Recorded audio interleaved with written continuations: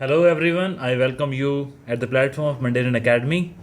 और international relation की जो हमारी क्लासेस थी उसकी सीरीज़ के अंदर आज हम नेक्स्ट टॉपिक देखेंगे। उससे पहले आपके लिए एक अनाउंसमेंट है। अनाउंसमेंट यही है कि जो आर एस मेंस की जो करंट अफेयर्स को लेकर के डिमांड थी मैगज़ीन की, वो ऑलरेडी लॉन्च हो चुकी है, काफ़ी स्टूडेंट्स के पास पहुंच चुकी है। स्टिल कोई बच गया है तो वो अपने जो बुक्स हैं वो ऑनलाइन ऑर्डर करना चाहता है तो नीचे लिंक दिया हुआ है। अदरवाइज जो अपने राजस्थान के कोई मेजर सिटीज़ हैं वहाँ से वो आप फेमस बुक स्टोर से ले सकते हैं। और इसकी जो जानकारी है वो आपको टेलीग्राम से भी मिल जाएगी, जिसका लिंक भी नीचे है। मोर ओवर ऑनलाइन आप मंगाना चाहते हैं that will be more convenient, तो उसका लिंक नीचे है तो वहाँ से आप कर सकते हैं।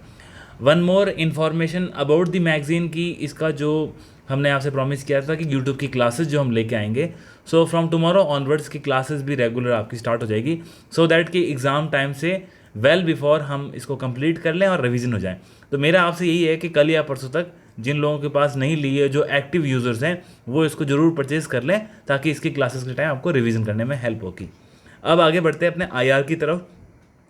तो हमने डिस्कस किया था foreign policy of India, evaluation, determinants, ये सारी चीज़ें कर ली थी, इसके ऊपर के टॉपिक हो चुके थे। और उसके बाद हमने इंडिया के रिलेशन देखे थे यूएसए, जिसको हमने काफ़ी टाइम लिया था क्योंकि हमने ये बात की थी कि जब हम यूएसए का रिलेशन पढ़ते हैं उसी के साथ हमको ज़्यादातर कंट्रीज़ के रिश्तों के बारे में पता चलता है। उसके बाद हमने चाइना का कर लिया था। रशिया एक माइनर टॉपिक है, यूरोपियन यूनियन माइनर टॉपिक है। ये जो टॉपिक्स हैं वो हमारा एक ही क्लास के सब सेक्शन में हो जाएगा। इंपॉर्टेंट है इसके साथ हमारा नेबरिंग कंट्रीज़ का, और नेबरिंग कंट्रीज़ में सबसे इंपॉर्टेंट जो हमारे नेबर्स हैं उसमें पाकिस्तान, बांग्लादेश, श्रीलंका, नेपाल, इनसे क्वेश्चन आने की संभावना कुछ ज़्यादा होती है। म्यांमार भी हमारे नेबरिंग कंट्रीज़ में है। मालदीव करंट न्यूज़ में चल रहा है, जिसको मैगजीन ने भी कवर किया है। तो जो टॉपिक हम वहाँ कवर कर लेंगे उसको हम देखेंगे, परंतु जो मोस्ट इंपॉर्टेंट कंट्रीज़ है उसका डिस्कशन देखते हैं। जो आज का हमारा टॉपिक है वो नेबरिंग कंट्रीज़ के रिलेशन में इंडिया और पाकिस्तान को लेकर के है। रीज़न क्या है कि जिस प्रकार से अभी जम्मू एंड कश्मीर में दोबारा से टेररिस्ट एक्टिविटीज़ बढ़ गई हैं, और जो पाकिस्तान ऑक्यूपाइड कश्मीर है वहाँ पर जो समस्याएं हैं वो दोबारा बढ़ रही है। वहाँ पे महंगाई काफ़ी, इन्फ्लेशन काफ़ी ज़्यादा है, लोगों का विरोध हो रहा है। बलूचिस्तान की जो समस्याएं थे वो फिर से एक्टिव हो चुकी है, और इसका असर ये हो रहा है कि पाकिस्तान ऑक्यूपाइड कश्मीर की समस्याओं को दबाने के लिए भारत के अंदर जो हमारा जो ये जम्मू एंड कश्मीर है, इस क्षेत्र के अंदर ये टेररिस्ट एक्टिविटीज़ में इन्वॉल्व हो रहा है। उससे वो क्या सोच रहा है कि वो ये सोच रहा है कि यहाँ पे टेररिस्ट एक्ट करके ध्यान पूरा यहाँ पे कर लेगा, और जो इन्फ्लेशन और महंगाई की समस्या वहाँ पे है, लोगों की रोजगार की समस्या है, वो दब जाएगी। तो इसको भी हम देखेंगे, तो हो सकता है कहीं से एग्जाम में क्वेश्चन यहाँ से बन जाएं। तो पहले हम इसको कवर कर लेते हैं। ओके, तो हमने जो पहले यूएसए रिलेशन वगैरह पढ़ लिए, हम एक कोशिश करेंगे लास्ट के अंदर एक फास्ट रिकैप ले लेंगे इन टॉपिक का, तो एक तरह से वो रिवीजन का भी काम करेगा। तो इंडिया और पाकिस्तान की तरफ हम बढ़ते हैं। ओके, सो हम स्टार्ट करते हैं इंडिया और पाकिस्तान के साथ में जो हमारा रिलेशन है, और ये नेबरिंग कंट्रीज़ के अंदर है, डायरेक्ट मेंशन है। सबसे पहले थोड़ा सा आपको इंडिया का जो ज्योग्राफिकल मैप है उसको समझना होगा। यदि मैं मैप को ड्रॉ करूं,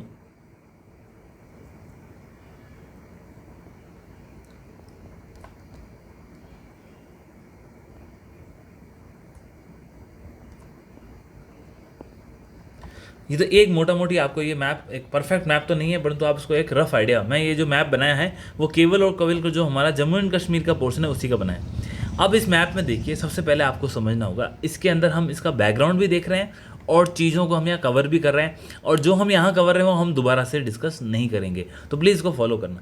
सबसे पहले आपको ये समझना होगा कि 1947 के अंदर इंडिया और पाकिस्तान दोनों का विभाजन हुआ, और ये जो विभाजन हुआ था जो लॉर्ड माउंटबेटन थे उनके प्लान के अकॉर्डिंग था, जो कि 3 जून का प्लान था। उसके बाद जो हमारी यूके की पार्लियामेंट है वहाँ से उसको बिल को पारित किया गया, और जो वो एक्ट बन गया Indian independence act 1947, Indian independence act 1947, जो कि किसके ऊपर बेस्ड था, 3 जून प्लान, और जो किसने बनाया था, लॉर्ड माउंटबेटन।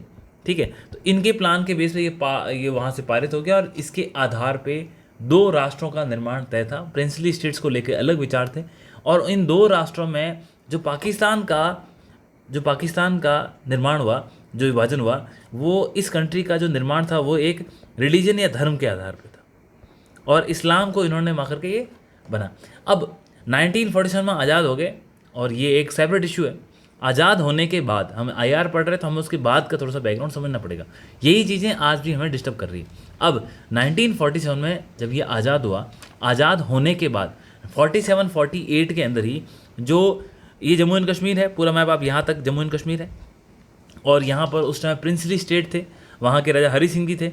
अब इस स्टेट के ऊपर पाकिस्तान, जो आप जानते हैं कि ये जो यहाँ से एक अफ़गानिस्तान का हिस्सा लगता है और ये आपका पाकिस्तान है, तो ये जो हिस्सा है पाकिस्तान, यहाँ पाकिस्तान से ये जो नॉर्थ वाला हिस्सा है, यहाँ पे रहते हैं पश्तून्स, और ये पश्तून्स और लोकल ट्राइब्स, उनका यूज़ किया किसने? पाकिस्तान की आर्मी ने। और पाकिस्तान की आर्मी ने यहाँ से इंडिया के ऊपर मल्टीपल अटैक लॉन्च किए। इंडिया यानी कि जम्मू एंड कश्मीर पे क्यों किया? क्योंकि जम्मू एंड कश्मीर जो प्रिंसली स्टेट था, वो एक इश्यू था कि वो इंडिया ज्वाइन करेगा या पाकिस्तान ज्वाइन करेगा। पाकिस्तान को ये डाउट था कि वो इंडिया ही ज्वाइन करेगा, जिस कारण से उन्होंने सोचा जब इंडिया अपनी आंतरिक समस्या में उलझा हुआ है तो हम क्या करते हैं, हम पाकिस्तान के अंदर जम्मू एंड कश्मीर को ऑक्यूपाई कर लेते हैं। अब ऐसा करके उन्होंने अटैक लॉन्च कर दिया। जब ये अटैक लॉन्च किया, लॉन्च करने के बाद जब हरी सिंह जी ने इंस्ट्रूमेंट ऑफ असेशन साइन किया, उसके बाद जवाहरलाल नेहरू जी ने और हमारे जो उस वक्त के गृह मंत्री थे उन्होंने, और वीपी मेनन जो कि उस टाइम हमारे फॉरेन सेक्रेटरी थे, इन सब ने मिलकर प्रयास करके इंडियन फोर्सेस को कश्मीर भेजा और कश्मीर लैंड हुई। लेकिन जब वो कश्मीर में लैंड हुए, उसके लैंड होने तक ऑलमोस्ट कश्मीर में ये श्रीनगर है और ये आपका कारगिल है। तो ये जो यहाँ तक क्या हुआ कि उस वक्त यहाँ तक जो कबीलाई थे, पाकिस्तानी आर्मी थी और उनके द्वारा जो इंट्रूडर्स भेजे गए थे, वो यहाँ तक पहुँच गए और उन्होंने इस क्षेत्र को, मैं इसको रेड से आपको मार्क कर देता हूँ, उन्होंने इस क्षेत्र को ऑक्यूपाई कर लिया। इस क्षेत्र को ऑक्यूपाई कर लिया। ये जब क्षेत्र ऑक्यूपाई हुआ, ऑक्यूपाई होने के साथ ही हमारी फोर्सेस पहुंच गई और हमारी फोर्सेस ने पहुंच के किसको बचा लिया? श्रीनगर को। अब यहाँ आप श्रीनगर को बचा चुके हो, लेकिन श्रीनगर के ऊपर का क्षेत्र जो फंस गया। मैटर चला गया यहाँ से कहाँ पे? यूनाइटेड नेशन के अंदर। कौन लेके गए? हमारे प्राइम मिनिस्टर लेके गए। अब ये मैटर जब यूनाइटेड नेशन में गया, और इसके साथ मैंने आपको नॉर्थ का बताया, और ये इसी के साथ ये जो इस्लामाबाद के बगल का एरिया है, ये वाला क्षेत्र भी उस टाइम उनकी पाकिस्तान आर्मी की पोजीशन में आ चुका था। इस क्षेत्र को कौन लेके चले गए? यूनाइटेड नेशन, हमारे प्राइम मिनिस्टर। और वहाँ से सीज़ फायर की घोषणा की गई, बोला आपको सीज़ फायर करना पड़ेगा, और सीज़ फायर की घोषणा हुई। सीज़ फायर की घोषणा होने से जिसकी जो पोजीशन थी वो रह गई और पाकिस्तान ने ये अपने पास रखा, और जिसको हम बोलते हैं पाकिस्तान ऑक्यूपाइड कश्मीर। ये भारत का हिस्सा है। भारत का हिस्सा क्यों है? क्योंकि भारत इंस्ट्रूमेंट ऑफ असेशन जब हरी सिंह जी ने साइन किया, उनके पास पूरी रियासत थी और इस रियासत के जितने भी हिस्से हैं वो किसके पास पहुंच गए? भारत के पास। तो ये हमने उस टाइम, ये इसकी पोजीशन है कि ये हिस्सा उस वक्त पाकिस्तान ने ऑक्यूपाई कर लिया, जिसको हम पाकिस्तान ऑक्यूपाइड कश्मीर भी कहते हैं। और पाकिस्तान की तरफ इसको वहाँ की गवर्नमेंट और आईएसआई है वो इसको आज़ाद कश्मीर कहती है। उनका ये मानना है कि कश्मीर का ये हिस्सा आज़ाद हुआ, परंतु ऐसा नहीं है क्योंकि उन्होंने इसको ऑक्यूपाई किया था। डन। और इसके बीच की जो ये लाइन है वो कौन सी लाइन है? Line of control. डन, ये क्लियर हो गया चीज़ें। इसी लाइन ऑफ कंट्रोल को 1971 के बाद जब शिमला समझौता हुआ, उस वक्त इसको 100% मान लिया गया कि हम इसको वॉयलेट नहीं करेंगे। और यहीं पर आपको कौन सा है? कारगिल इस लाइन ऑफ कंट्रोल के ऊपर ही स्थित है। और इसकी तरफ यहाँ पे क्या आपको? लेह लद्दाख की टेरिटरी। अब 1962 के अंदर लड़ाई हुई और इस लड़ाई के अंदर ये जो हिस्सा है, ये वाला हिस्सा है, मैं इसको भी रेड लाइन से ड्रॉ कर देता हूँ, ये वाला हिस्सा, सॉरी, ये हिस्सा, ये जो हिस्सा है 1962 की लड़ाई के अंदर किसने ऑक्यूपाई कर लिया? ये ऑक्यूपाई कर लिया चाइना ने, जिसका नाम रखा अक्साई चीन, हम जिसे अक्साई चीन कहते हैं। ये चाइना ने ऑक्यूपाई कर लिया 62 के अंदर। और जानते हैं कि 62 के अंदर हमारी एक पॉलिटिकल हार भी थी, हमारी ब्यूरोक्रेसी और डिफेंस के अंदर अच्छा कॉपरेशन नहीं था, जिस वजह से इसका नुकसान हुआ। अब यहाँ पर भी जो ये लाइन है, इस लाइन को बोलते हैं लाइन ऑफ एक्चुअल कंट्रोल। देखो इन दोनों का आप डिफरेंस ढंग से समझ गए होंगे और मैंने आपको बता भी दिया है। तो लाइन ऑफ कंट्रोल क्या है, इस तरफ मेंशन नहीं किया, ये आपकी लाइन ऑफ कंट्रोल है, एलओसी जिसको बोलते हैं, और इस तरफ चाइना की तरफ है वो लाइन ऑफ एक्चुअल कंट्रोल। अब ये दोनों टेरिटरी किसके पास है? इन दोनों के पास है। अब समय के साथ क्या हुआ, जब 1962 में हम हार गए, हारने के बाद ये टेरिटरी तो हमारी थी, लेकिन यहाँ पे ये जो टेरिटरी है, इसको मैं किसी अलग कलर से मॉनिटर करता हूँ, ये जो टेरिटरी है बीच की,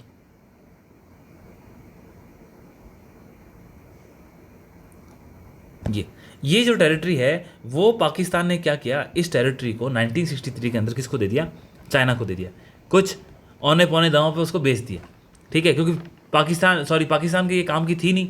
और ये जो टेरिटरी चाइना को दी 1963 के अंदर, क्योंकि उस टाइम इंडिया की पोजीशन काफ़ी ख़राब थी, इस टेरिटरी का नाम है शक्सगम वैली।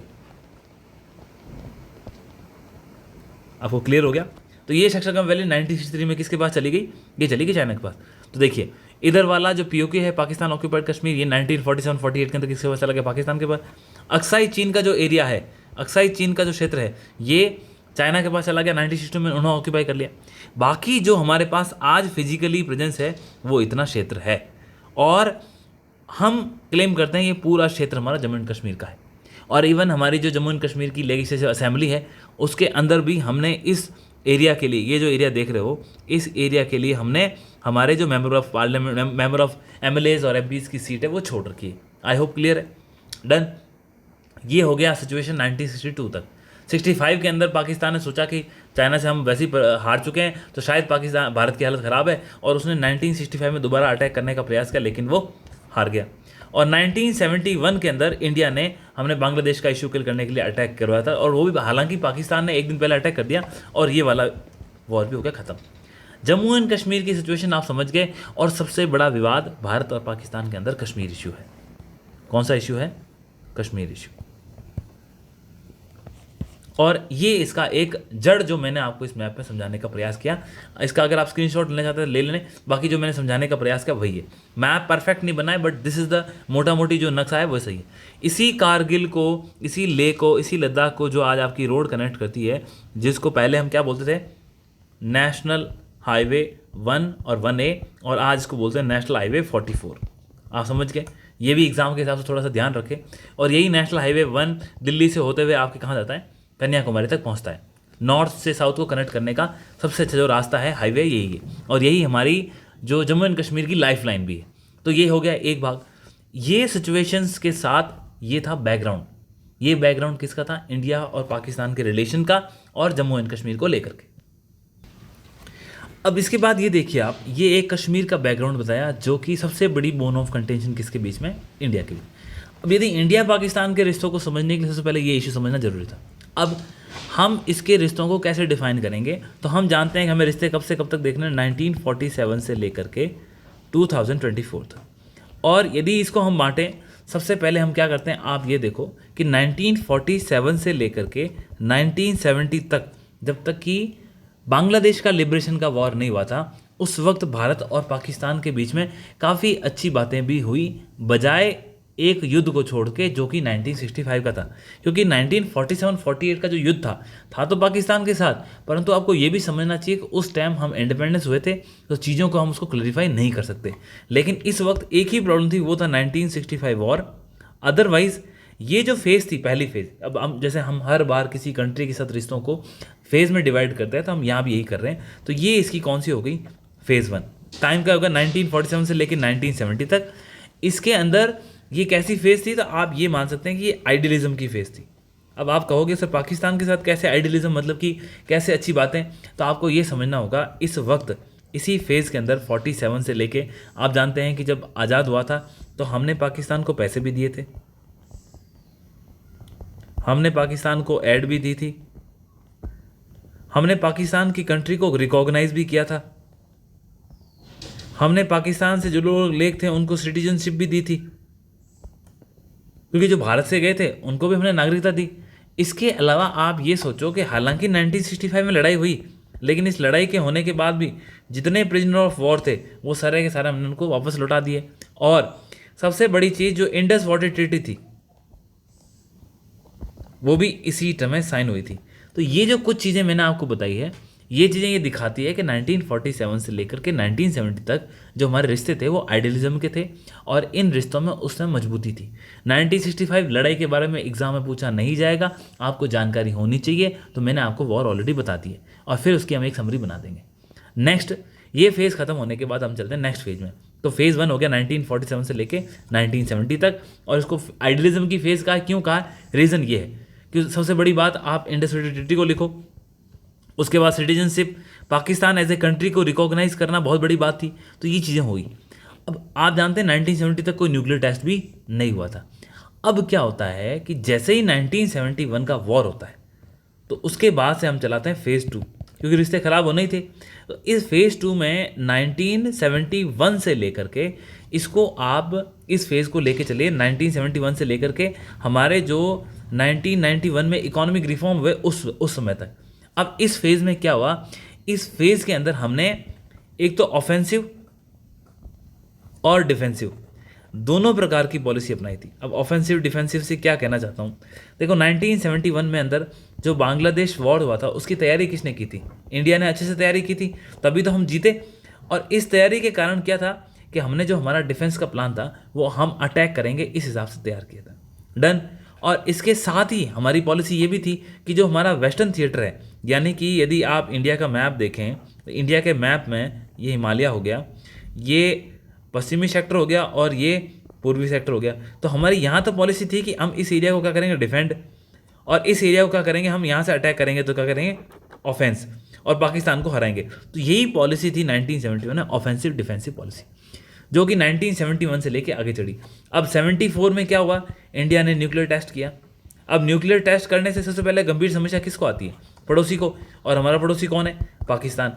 तो उसने भी प्रयास किया, लेकिन सबसे बड़ी बात यही है, इसी समय 1971 के बाद न्यूक्लियर टेस्ट जो हमने किया, इससे हमारे दोनों देशों के रिश्ते थे वो और आगे विपरीत दिशाओं में गए। और उसके बाद यदि आपको बताओ कि 1984 के अंदर भारत ने एक ऑपरेशन चलाया था जिसका नाम था ऑपरेशन मेघदूत। अब आप इसका नाम जरूर याद रखें, ऑपरेशन मेघदूत। ऑपरेशन मेघदूत क्या है? जो सियाचिन का ग्लेशियर है, जो सियाचिन ग्लेशियर है, इस ग्लेशियर को ऑक्यूपाई करने के लिए इस 1984 में ऑपरेशन मेघदूत किसने चलाया? भारत ने चलाया। ये क्यों चलाया? जो सियाचिन ग्लेशियर है, इस सियाचिन के ग्लेशियर को ऑक्यूपाई करने के लिए, जीतने के लिए भारत ने ये ऑपरेशन लगाया। इसकी कॉस्ट काफ़ी महंगी पड़ी, हमारी कई जो जवान हैं उन्होंने अपनी जानें गंवा दी, परंतु ये एक बहुत ही सक्सेसफुल मिशन था। क्योंकि यदि जो मैप बनाया, इस मैप में आप ये देखिए, ये सक्सगम वैली दिखी आपको जो ब्लैक कलर से बनाई गई है। उसके बाद ये जो यहाँ पे जो एरिया है ना, ये आपका सियाचिन ग्लेशियर है। क्या है? सियाचिन ग्लेशियर। और ये वर्ल्ड का हाईएस्ट बैटलफील्ड भी है, वर्ल्ड की हाईएस्ट ऐसी जगह है जहाँ के फोर्स डिप्लॉय है। और इस लोकेशन से इंडिया को क्या फ़ायदा है? इस लोकेशन से इंडिया ना सिर्फ काराकोरम हाईवे पे, बल्कि अक्साई चीन के ऊपर, पाकिस्तान ऑक्यूपाइड कश्मीर पे, इन तीनों तरफ अपनी जो पहुँच है वो बनाए हुए है। इसी कारण से सियाचिन ग्लेशियर पे रहने का खर्चा बहुत है, फिर भी भारत, इस इंडियन आर्मी इस जगह को नहीं छोड़ रही है। रीज़न आपके समझ में आ गया होगा, क्योंकि जो चाइना से निकल करके चाइना पाकिस्तान इकोनॉमिक कॉरिडोर गया है, वो इकोनॉमिक कॉरिडोर कहाँ से निकलता है? वो निकलता है आपका काराकोरम पास से। और काराकोरम पास कहाँ पे है? इसी सक्सगम वैली के अंदर से निकलता है। और इस काराकोरम पास के ऊपर नज़र किसकी बनी हुई है? इंडिया की। कैसे बनी हुई है? क्योंकि हम सियाचिन ग्लेशियर में बैठे हैं। आप समझ गए इसकी इंपॉर्टेंस। तो ये 1984 के अंदर इससे पाकिस्तान को और तकलीफ हुई, और ये भी हमारा कैसा प्रोग्राम था? ऑफेंसिव प्रोग्राम था। तो इन चीज़ों से क्या हुआ? उनको और तकलीफ है। आप समझ गए। अब ये रिश्ते इस प्रकार से चले। अब 1991 के बाद, 1 मिनट,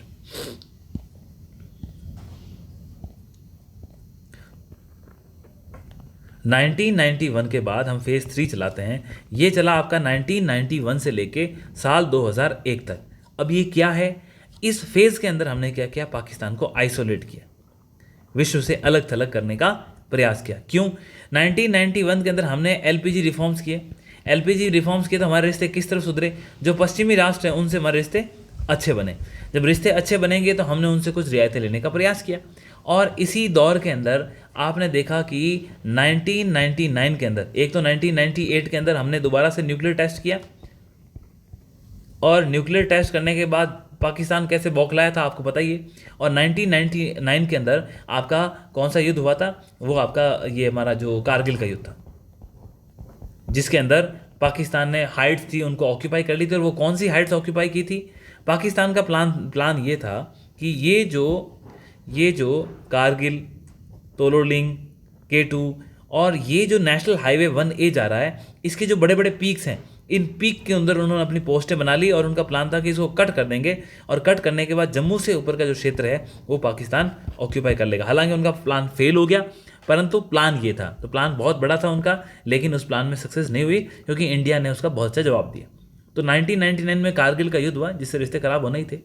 इस युद्ध के बाद आपको जानना होगा कि साल 2001 के अंदर क्या हुआ। साल 2001 दुनिया के अंदर सबसे बड़ा इवेंट अगर कोई समझना है वो है 9/11 का अटैक। कहाँ हुआ? अमेरिका में। मैंने आपको कहा था कि अमेरिका में कुछ होता है उसका प्रभाव पूरी दुनिया में पड़ता है। अब इस अटैक के कारण अमेरिका को ये लगा कि आतंकवाद तो एक गंभीर समस्या है और इस आतंकवाद से निपटने के लिए जो कहाँ से निकली हुई है, अफगानिस्तान से, अलकायदा, तालिबान, ये सब जिम्मेदार है। इससे निपटने के लिए इसको 2 राष्ट्रों की सहायता चाहिएगी, एक है इंडिया, एक है पाकिस्तान। तो बोला तुम दोनों तो आपस में हाथ मिलाओ और अच्छा काम करो और रिश्ते सुधारो। तो ये एक प्रयास किया गया उनके द्वारा, ठीक है। अब 9/11 के बाद अमेरिका यहाँ पे आ गया और दोनों कंट्रीज़ को उन्होंने मजबूर किया कि आप अपने जो आपसी रिश्ते हैं ना, उन रिश्तों को सुधारिए। अब पाकिस्तान की जो अमेरिका की ये पॉलिसी थी ना, इस अमेरिका की पॉलिसी का बहुत तगड़ा असर हुआ। असर क्या हुआ? दोनों देशों ने अपने रिश्ते सुधारने का प्रयास किया। दोनों देश अमेरिका के दबाव में आए क्योंकि पाकिस्तान को इससे एक तो बेनिफिट क्या मिल रहा था, पाकिस्तान को इससे ये बेनिफिट मिल रहा था कि उसको फंड आ रहे थे। और भारत को बेनिफिट क्या हो रहा था? भारत के जो हमने जो न्यूक्लियर टेस्ट किया था 1998 के अंदर, उस न्यूक्लियर टेस्ट के बाद में पश्चिमी राष्ट्रों से कई प्रकार के सैंक्शंस लगे थे। इन सैंक्शन से बाहर निकलने के लिए ये एक हमारे पास तरीका था।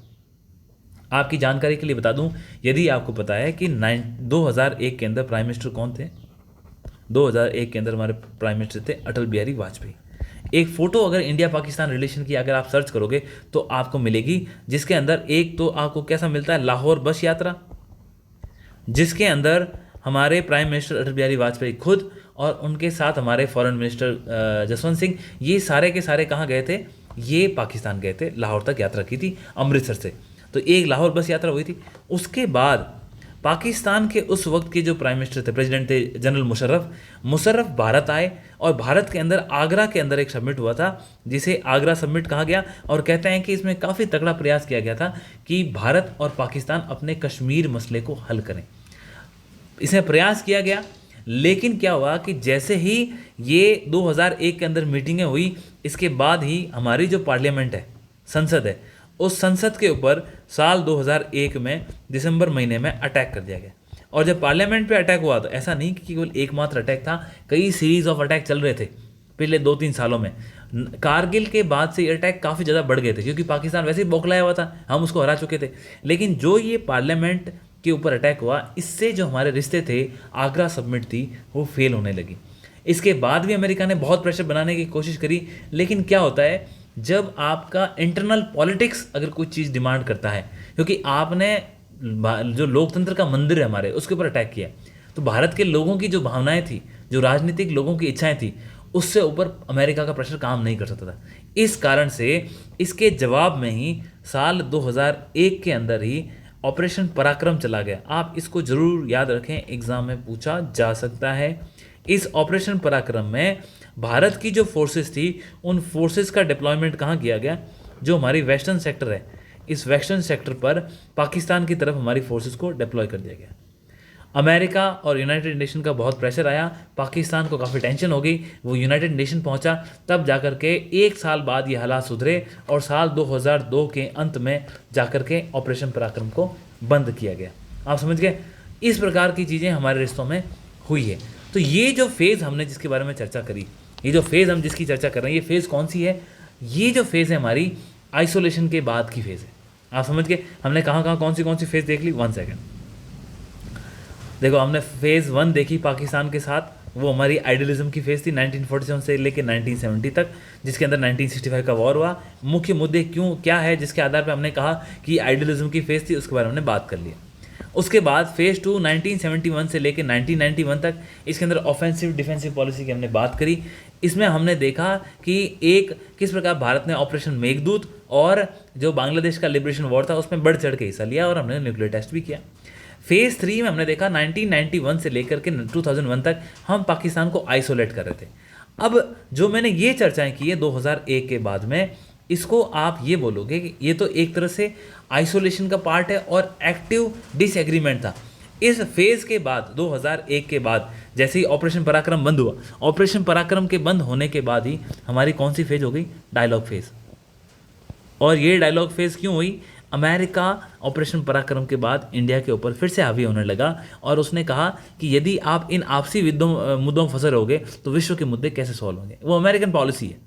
तो ये जो डायलॉग की फेस है उसको आप 2002 से पकड़िए और वर्तमान में भी चल रही है। इसके अंदर कई प्रकार की समस्याएं आई है, परंतु ये डायलॉग फेस है। ये डायलॉग फेस हैम्पर हुई 2008 के अंदर, ये डायलॉग फेस हैम्पर हुई 2016 के अंदर जब पठानकोट में अटैक हुआ, यही डायलॉग फेस आपकी 2019 में हैम्पर हुई जब पुलवामा में अटैक हुआ, और यही जो हमारे डायलॉग की फेस है फिर 2024 में हैम्पर होगी, क्योंकि अभी जिस प्रकार से पुंछ, राजौरी और रियासी में जो अटैक हो रहे हैं, जो आपने अपनी न्यूज़ वगैरह में अगर करंट अफेयर से आप जुड़े हुए हैं तो आपको आइडिया होगा, ये चीज़ें हमारी इस डायलॉग फेस को हैम्पर कर रही है।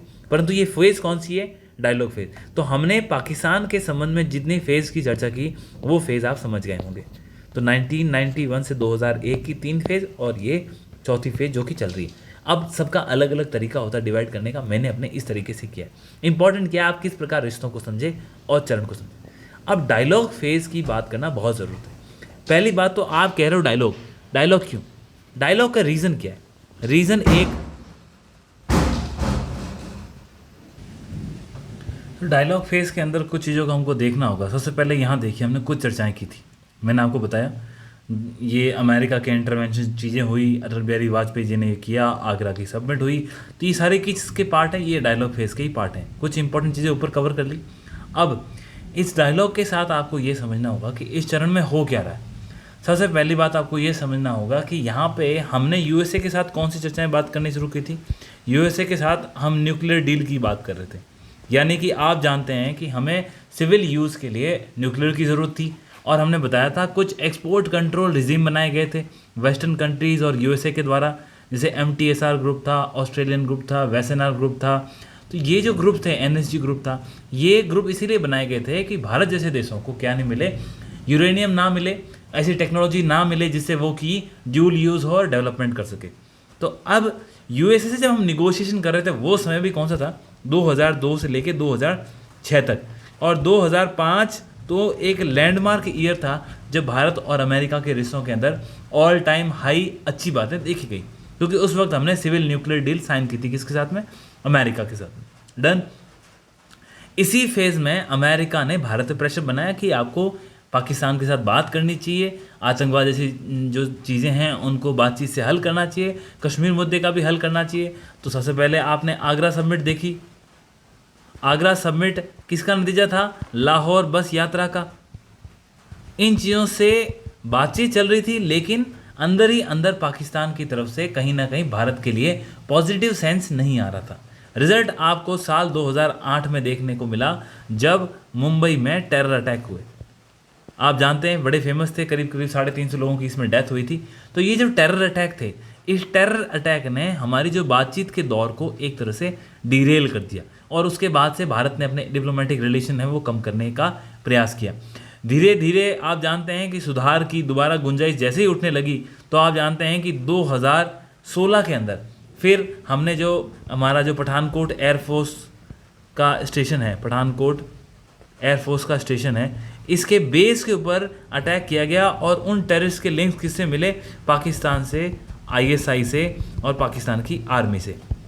तो चीज़ें वापस लाइन से बिगड़ी, और साल 2019 के अंदर आप जानते हैं कि पुलवामा के अंदर एक मेजर टेरर अटैक हुआ था, जिसके अंदर 47 जो CRPF के सोल्जर्स थे उनकी कॉन्वॉय का मूवमेंट हो रहा था हमारे कश्मीर से, मतलब कि श्रीनगर से टुवर्ड्स जम्मू की तरफ। तो इसके अंदर पुलवामा के अंदर 47 CRPF के जवानों की डेथ हो गई।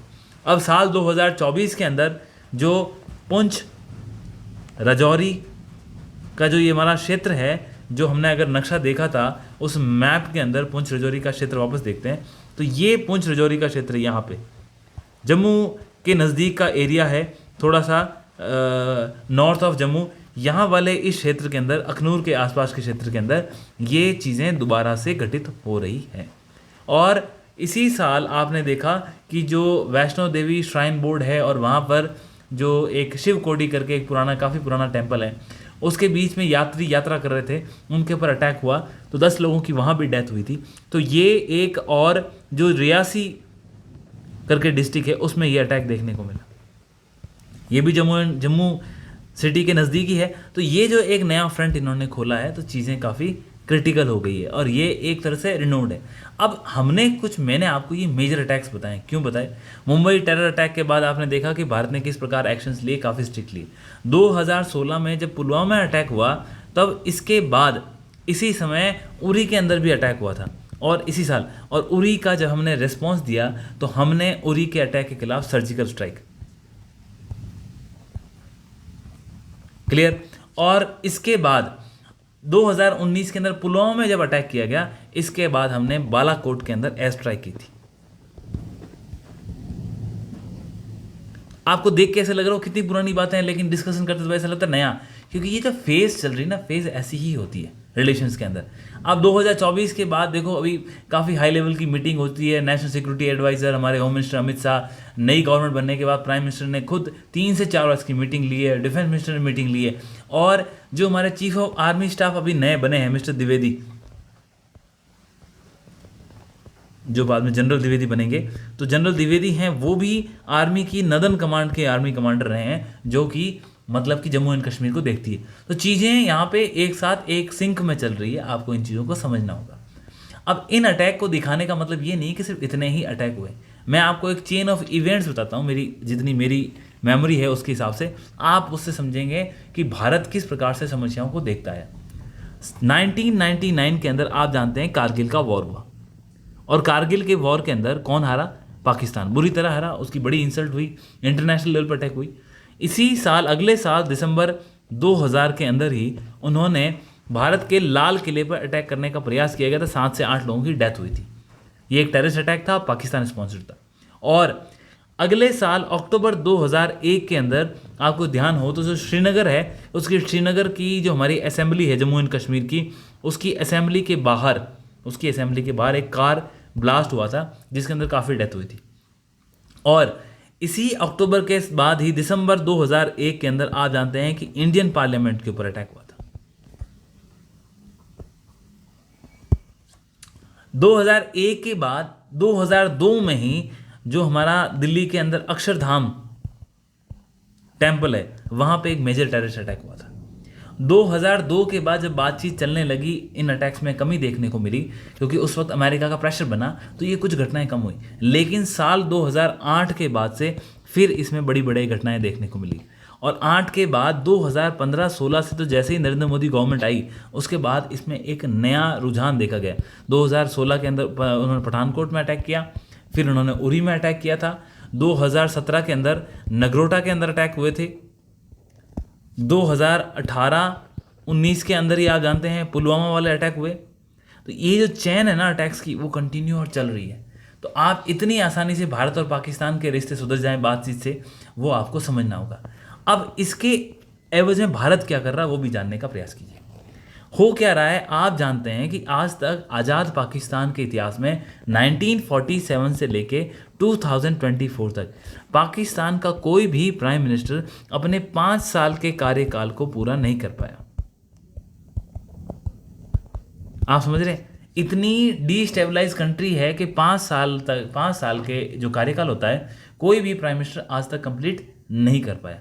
दूसरा, इसके बाद आप ये देखिए, अभी जो रिसेंटली हमने देखा कि इमरान खान की जो पार्टी है, इमरान खान की पार्टी को काफ़ी पॉपुलर सपोर्ट मिला। किसका?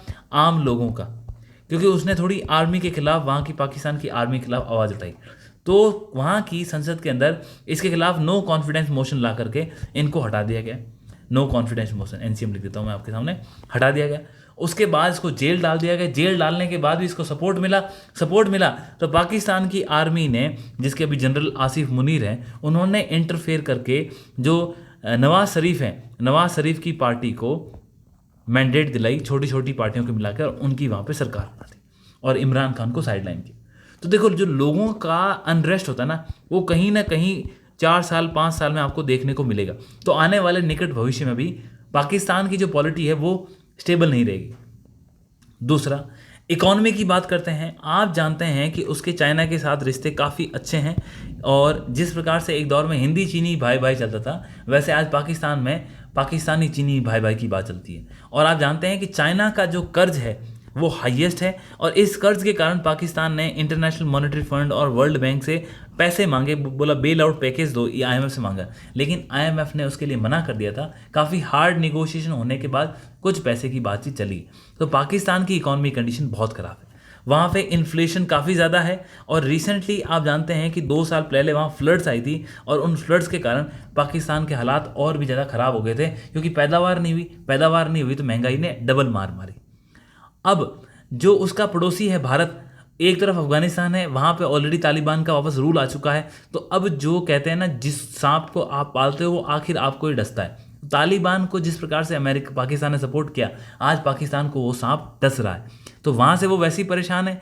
और दूसरा, भारत के साथ उसके रिश्ते अच्छे हो नहीं पा रहे। क्यों नहीं हो रहे? क्योंकि जब तक भारत ने कहा है कि, भारत का ये क्लियर स्टेटमेंट है कि आपको ये समझना होगा कि blood and water can not flood together. यानी कि आप एक तरफ बोलते हो कि इंडस वैली ट्रीटी में आप बिल्कुल वैसी की वैसी चीज़ें बनी रहे, और एक तरफ टेरर अटैक करोगे, तो बोले चीज़ें ये नहीं होगी। जो स्टेबल ट्रीटीज़ है, जैसे कि इंडस वाटर ट्रीटी, उस स्टेबल ट्रीटी के ऊपर भी भारत अब अपने स्टेटमेंट्स आने लगे। तो हो सकता है आने वाले 5-7 सालों में इसके ऊपर कुछ नई प्रतिक्रिया आए। इंडस वाटर ट्रीटी एग्जाम में आ सकती है। इसमें आपको समझना होगा कि जो सिंधु नदी है, सिंधु नदियों के पानी को 2 प्रकार की नदियों का विभाजन किया गया। सिंधु का जो जल क्षेत्र है, नदी क्षेत्र, उसको 2 भागों में बांटा गया। एक जो पश्चिमी नदियां हैं, वेस्टर्न रिवर्स, और एक जो पूर्वी नदियां हैं। पश्चिमी नदियों की बात करें, जो कि पाकिस्तान में मोस्टली बहती है, इसमें नाम है एक तो इंडस का, सिंधु, दूसरी आपकी होगी झेलम। श्रीनगर है वो झेलम नदी के किनारे बसा है, और जो वुलर और डल लेक है वो झेलम नदी से निकलती है। और फिर है आपका चिनाब, जिसके ऊपर बगलीहार और ये हम जो कई हाइड्रो इलेक्ट्रिसिटी के डैम्स हैं वो बना रहे हैं बिजली के उत्पादन के। तो चिनाब है वो कि अखनूर वगैरह के आसपास से निकलती है। तो ये जो नदियां हैं, इन नदियों का मोस्ट ऑफ द वाटर है वो 80% पानी कौन इस्तेमाल करता है? पाकिस्तान। और भारत 20% पानी का इस्तेमाल करता है इन नदियों का। लेकिन ये जो 20% पानी का इस्तेमाल करता है वो किसके लिए? एग्रीकल्चर, पीने के लिए, या फिर इरिगेशन वगैरह, इन चीज़ों के लिए भारत इस्तेमाल करता है। अब पूर्वी नदियां हैं वो कौन सी है? एक है आपकी रावी, एक है आपकी व्यास, और आपकी सतलज। अब ये जो तीनों नदियां हैं, इन नदियों का जो पानी यूज़ करने का जो मैंडेट है वो भारत के पास है, कि भारत इसमें से लगभग पूर्ण रूप से पानी इसका इस्तेमाल कर सकता है। फिर भी 80% के आसपास का भारत इस्तेमाल करता है। लेकिन भारत इस 80% का भी पूरा इस्तेमाल नहीं करता है, और इसीलिए भारत इन नदियों के ऊपर भी डैम बना रहा है, ताकि पानी को रोक करके बिजली पैदा की जाए, इरिगेशन में इस्तेमाल किया जाए, उसी वाटर को हमारे बाकी क्षेत्रों की मांग को पूरा किया जाए। इन्हीं चीज़ों को लेकर के पाकिस्तान कई बार आवाज़ उठाता है, और वो कह रहा है कि भारत इस इंडस वाटर ट्रीटी का मिसयूज़ कर रहा है। कैसे मिसयूज़ कर रहा है? उसका कहना है कि ये जो डैम वगैरह बन रहे हैं वो इस ट्रीटी के खिलाफ है। जबकि भारत का स्टैंड क्या है? भारत कह रहा है कि हम जो रन ऑफ द रिवर है, यानी कि जो नदी का बहता हुआ पानी है, उसको तो हम डिस्टर्ब ही नहीं कर रहे। हम डैम बना रहे हैं, बिजली पैदा कर रहे हैं, और पानी आपके पास जा रहा है।